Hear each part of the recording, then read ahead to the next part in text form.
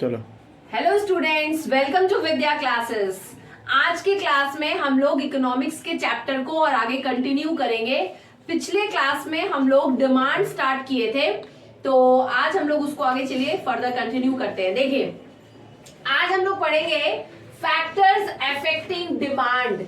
मतलब क्या क्या फैक्टर्स हैं जो डिमांड को अफेक्ट करते हैं, जिसके कारण हमारा डिमांड घटता है या डिमांड बढ़ जाता है। डिमांड जो इंक्रीज और डिक्रीज होता है वो किन फैक्टर्स के ऊपर होता है, ये हम लोग आज पढ़ते हैं। पहला है price of the commodity. Price of the commodity मतलब, जब भी एक बात हमेशा याद रखिएगा कि डिमांड और प्राइस इनका ऑपोजिट रिलेशनशिप है। चलिए पहले एक काम करते हैं, फैक्टर्स अफेक्टिंग से पहले मैं आपको लॉ ऑफ डिमांड बता देती हूँ, तब जाके ये कॉन्सेप्ट आपको शायद ज्यादा बेटर तरीके से समझ में आएगा। देखिए, लॉ ऑफ डिमांड क्या होता है।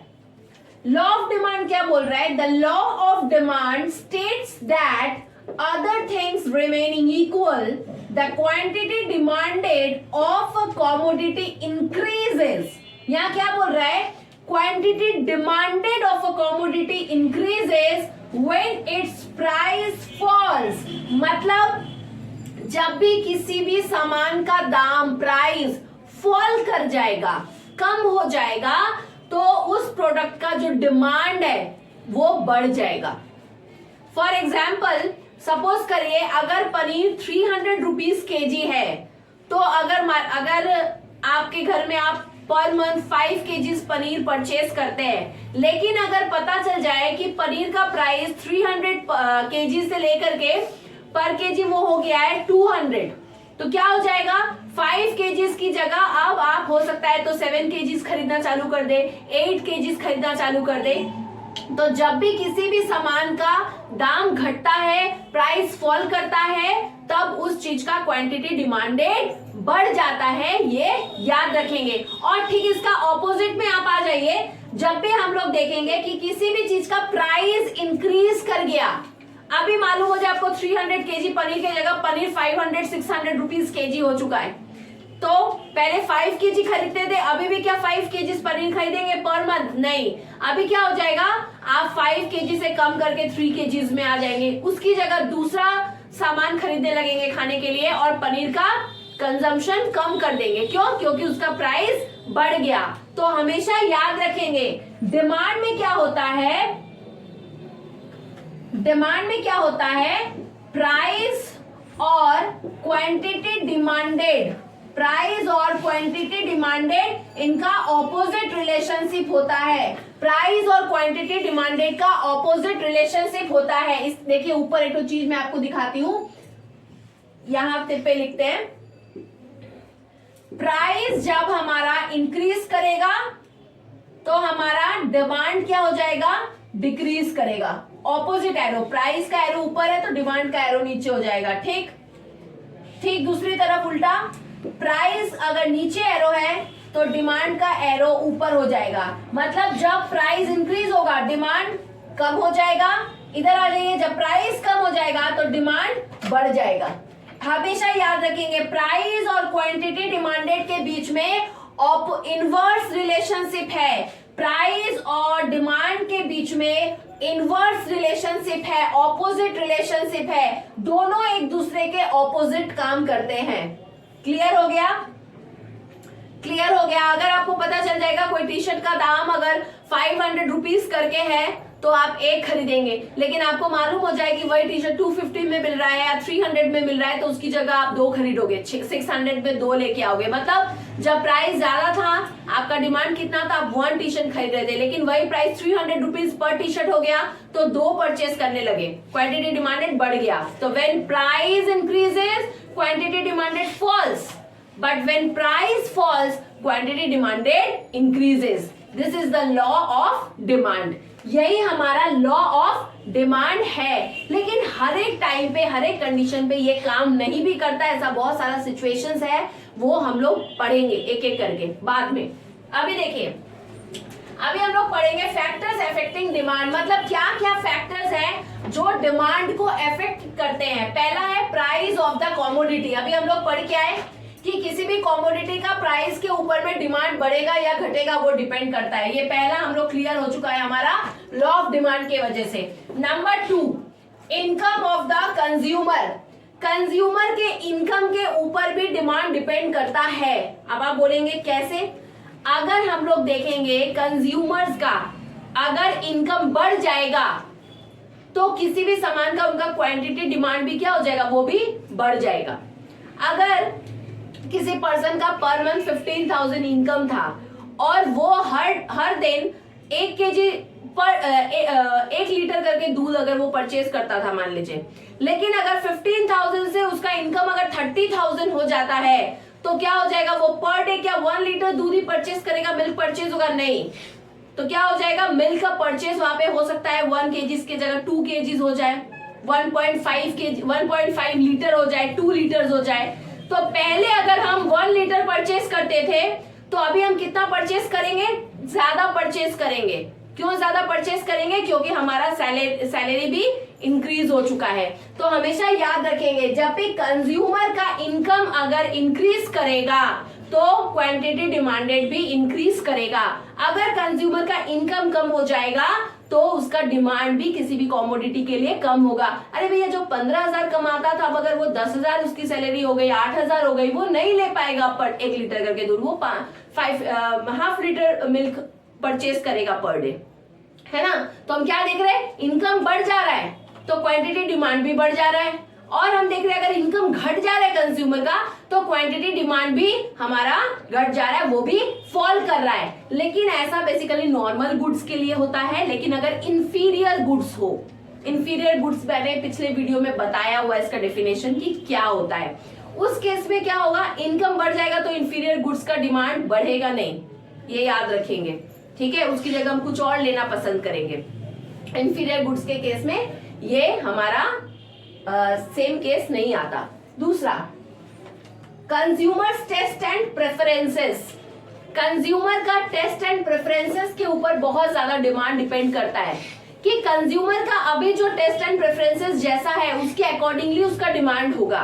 अभी अगर टेस्ट चेंज हो जाए किसी प्रोडक्ट के लिए कि अभी अच्छा नहीं लग रहा है तो उस केस में क्या होगा, क्वांटिटी डिमांडेड उस चीज का कम हो जाएगा। क्लियर? उसके बाद है price of related goods. Related goods मतलब हमारा यहाँ पे क्या आ जा रहा है, जो गुड्स एक दूसरे के साथ आपस में रिलेटेड हैं। तो रिलेटेड गुड्स के प्राइस में हमारा एक के ऊपर में दूसरे का डिमांड डिपेंड करता है। आप रिलेटेड गुड्स में बोल सकते हैं टी एंड शुगर। अगर हम देखेंगे कि शुगर का प्राइस बहुत ज्यादा हो गया है तो उस केस में टी का डिमांड भी फॉल करेगा, ये क्योंकि ये दोनों रिलेटेड प्रोडक्ट है। कार एंड पेट्रोल में आप अगर आ जाइए तो हो सकता है पेट्रोल का प्राइस अगर बहुत ज्यादा होगा तो कार का डिमांड कहीं ना कहीं इफेक्टेड होगा, कार का डिमांड कम होगा, ठीक है। तो हम देख रहे हैं रिलेटेड गुड्स भी प्राइस को इफेक्ट करता है, प्राइस ऑफ रिलेटेड गुड्स भी डिमांड को इफेक्ट करता है। तो जब भी अगर पेट्रोल का दाम अगर कम होगा कार का डिमांड बढ़ जाएगा, लेकिन अगर पेट्रोल का डिमांड बहुत ज्यादा बढ़ जाएगा तो कार का डिमांड कम होगा। तो ये related price of related goods also affect the demand of any commodity. Demonstration effect. Demonstration effect मतलब होता है, डेमोनेस्ट्रेशन मींस देखा देखी, ठीक है। मेरे पड़ोसी के घर में किसी ने अगर फ्रिज मंगाया तो मुझे भी चाहिए, ठीक है। अगर कोई चीज का मेरे किसी रिलेटिव के पास कोई सामान है तो मुझे भी चाहिए, मेरे फ्रेंड ने ऐसा लिया तो मुझे भी चाहिए। तो ये डेमोनेस्ट्रेशन इफेक्ट। आप देख रहे हैं स्मार्टफोन, अभी क्योंकि सबके पास स्मार्टफोन है तो हमें भी स्मार्टफोन चाहिए। तो ये क्या हो गया, ये डेमोनेस्ट्रेशन इफेक्ट है कि देखा देखी उसकी वजह से भी डिमांड बहुत ज्यादा इफेक्टेड होता है, बहुत ज्यादा उस पर भी असर पड़ता है। तो डेमोनेस्ट्रेशन इफेक्ट भी हमारे डिमांड को बड़ा इंक्रीज करता है या फॉल करता है, ठीक है। अब देखेंगे एक चीज हम समझेंगे, प्राइस ऑफ ये हम यहाँ पे रब करते हैं और आपको यहाँ पे बताने की कोशिश करते हैं लॉ ऑफ डिमांड का पार्ट। देखिए सब्स्टिट्यूट गुड्स जो होता है हमारा, सब्स्टिट्यूट गुड्स, ये था ना प्राइस ऑफ रिलेटेड गुड्स, इसमें हमारा एक तो पार्ट और आ जाएगा आपका सब्स्टिट्यूट गुड्स के केस में। देखिए जब हमारा कॉफी का प्राइस कम है, ये P0, यहाँ पर हमने ये y एक्सिस में क्या लिया गया है, प्राइस ऑफ कॉफी, ठीक है। एक्स एक्सिस में हमने क्या लिखा है, डिमांड फॉर टी, ठीक है ना। Price of coffee Y axis में लिया गया है और एक्स एक्सिस में लिया गया है डिमांड फॉर टी। क्लियर। अभी देखिए, जब ये दोनों रिलेटेड गुड्स हैं, टी एंड कॉफी, ठीक है। जब हम लोग देखेंगे कि हमारा कॉफी का प्राइस जो है वो P0 है, यानी कम है। कॉफी का प्राइस क्या है हमारा, कम है। कॉफी का प्राइस जब हमारा कम होगा तो टी का डिमांड भी कम होगा। क्यों? क्योंकि ज्यादातर लोग कॉफी ही पिएंगे अगर कॉफी का दाम कम है तो इसलिए टी का डिमांड क्या होगा, टी का डिमांड भी कम होगा। तो जब भी हमारा प्राइस ऑफ कॉफी का प्राइस अगर हमारा क्या होगा, कम होगा, तो टी का जो डिमांड है वो भी कम होगा। क्यों? क्योंकि ज्यादातर लोग कॉफी पीना प्रेफर करेंगे क्योंकि कॉफी का दाम कम है। तो जब हम कॉफी का प्राइस इतना है, कम है, P0 है, इतना दूर तक है, तो टी का डिमांड भी कम है, इतना तक ही है। लेकिन अगर कॉफी का दाम बढ़ गया, यानी P0 से P1 हो गया, इतना ज्यादा हो गया हमारा, इतना हो गया, पहले इतना था, इतना हो गया, बढ़ गया, तो टी का डिमांड भी क्या हो जाएगा, पहले यहां तक था, अब इतना बढ़ गया। पहले P0 पे जब मेरा प्राइस कॉफी का यहां से यहां तक था, हमारा टी का डिमांड कितना होता था, ये Q0, यहां तक हमारा ये Q0, इतना हम डिमांड करते थे टी। लेकिन जब हमारा प्राइस ये P0 से और ऊपर चला गया, ये आ गया P1, यहां तक आ गया प्राइस, कॉफी का दाम बढ़ गया। कॉफी का दाम जब बढ़ जाएगा तो लोग क्या करेंगे, कॉफी छोड़ के टी पीने के लिए बहुत सारे लोग शिफ्ट हो जाएंगे, उनका डिमांड शिफ्ट हो जाएगा कॉफी से टी की तरफ, जो लोग बियर नहीं कर पाएंगे उतना ज्यादा। तो उस केस में अगर कॉफी का दाम बढ़ा तो टी का डिमांड क्या हो जाएगा, बढ़ जाएगा। बढ़ जाएगा तो इस लाइन को मिला के इससे यहाँ जोड़ देंगे, ये हो जाएगा Q1। तो जब इसका दाम बढ़ा तो टी का डिमांड बढ़ा, इसका दाम कम तो इसका डिमांड भी कम।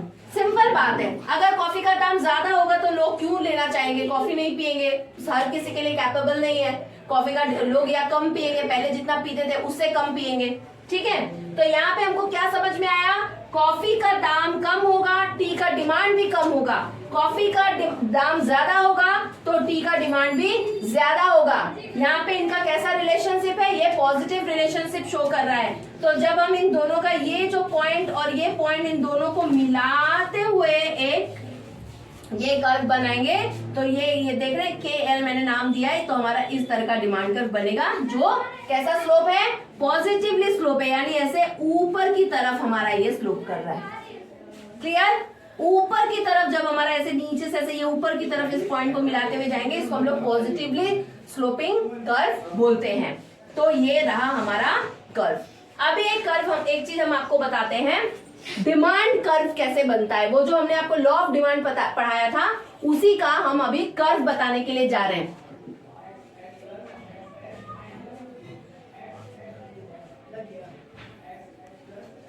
देखिए यहां पे हम लोग लेते हैं प्राइस 100 है, मान लीजिए 90 हो गया, 80 हो गया, 70 हो गया, फिर मान लो ऐसे 50 हो गया, प्राइस हो गया।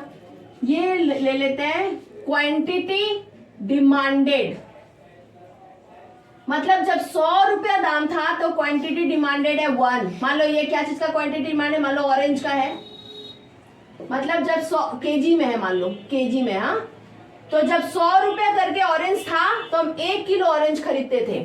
जब ऑरेंज 90 रुपया करके हो गया पर केजी तो हम 2 किलो अब ऑरेंज खरीदने लगे।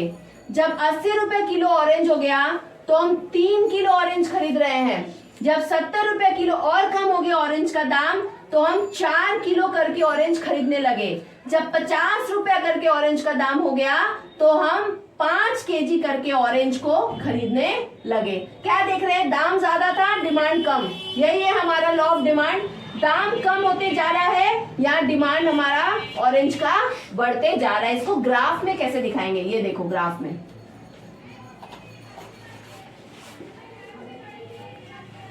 ये y एक्सेस, ये x एक्सेस। यहाँ पे हम लोग क्या ले रहे हैं, यहाँ पे हम लोग लेंगे प्राइस, ठीक है। यहाँ पे क्या लेंगे, क्वांटिटी डिमांडेड लेंगे, ठीक है। क्वांटिटी डिमांडेड क्या चीज का, ऑरेंज का।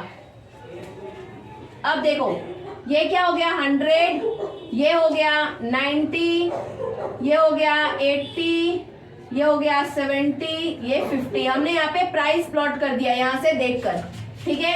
यहाँ पे क्वांटिटी डिमांडेड प्लॉट करते हैं, ये रहा, ये 1, ये आ गया 2, 3, 4, 5। यहाँ ये क्वांटिटी डिमांडेड हमने प्लॉट कर दिया ऑरेंज का, ठीक है।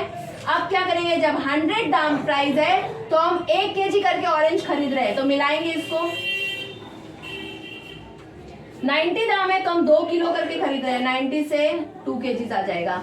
जब 80 प्राइस है तो हम 3 किलो करके खरीद रहे हैं, इसे मिला देंगे। ग्राफ आपने करना सीखा भी है 10 में। 70 प्राइस है तो हम 4 किलो करके खरीद रहे हैं, और जब एकदम 50 रुपया दाम हो गया तो हम 5 किलो करके खरीद रहे हैं। ऐसे ये ग्राफ बना। अब ये जो पॉइंट है, थोड़ा सा बोर्ड में पॉइंट इधर उधर हो सकता है, आप कॉपी में बनाएंगे तो वो अच्छे से बनेगा। कॉपी जैसा तो बोर्ड में बनाना मुश्किल है थोड़ा।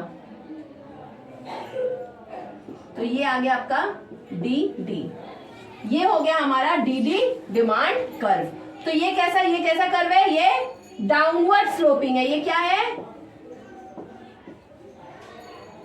डाउनवर्ड स्लोपिंग डिमांड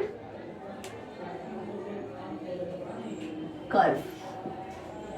ये हो गया हमारा डिमांड कर्व। इस केस में हमारा डिमांड कर्व यहाँ पे कैसा है, डाउनवर्ड स्लोपिंग है। डाउनवर्ड स्लोपिंग होने के पीछे क्या रीजन है, ये हमारा ये सिस्टम कि अगर प्राइस इंक्रीज होगा तो हमारा डिमांड कम होगा। इस फॉर्मूला के वजह से, इस लॉ के वजह से हमारा डिमांड कर्व जो है वो डाउनवर्ड स्लोपिंग होता है। ये देखेंगे, आप इसे करने की कोशिश करेंगे। आज का क्लास इतना ही रहेगा। कोशिश करती हूँ कि आपको समझ में आया होगा। अगर नहीं समझ में आएगा, कोई भी दिक्कत होगी तो आप मुझे कमेंट कर सकते हैं। आज इतना ही, थैंक यू।